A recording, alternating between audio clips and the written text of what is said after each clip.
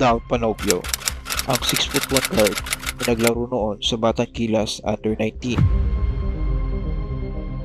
Sa pagpasok ni Dal sa PBA draft, posible kaya natin siyang makita in a Gilas jersey again. Gets to shoot. Panopio for three. He's get one.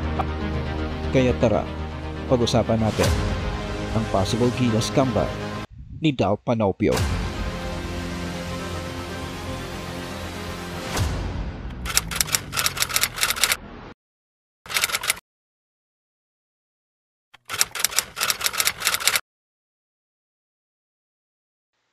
Sa triangle offense, isa sa pinaka-importanting role ng guards ay ang pagbaba ng bola from backcourt to frontcourt to enter the different trigger points of the triangle.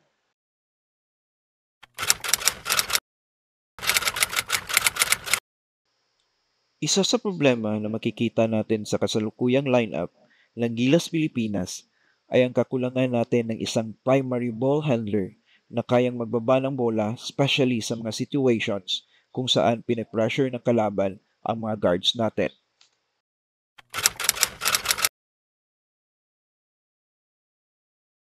Having Panopio in that lineup would add a pure point guard that can bring the ball from backcourt to frontcourt.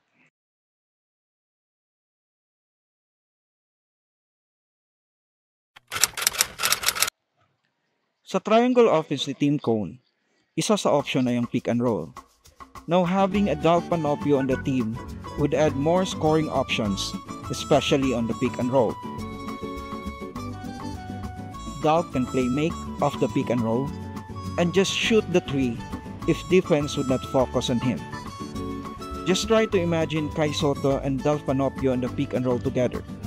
Soto can have more scoring options dahil hindi pwedeng pabayaan basta-basta si Dal in the 3-point line, and Dal can also feed Soto in the roll.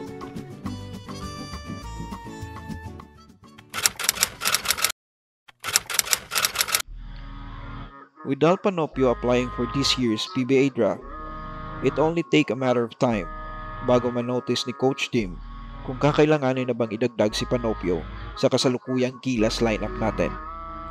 With the previous chemistry of Soto, Edu, Tamayo, and Panopio playing in Batang Gilas before, adding Panopio to the pool will not just bring a solid ball handler, but also adds a player who are familiar to the tendencies of our local bigs.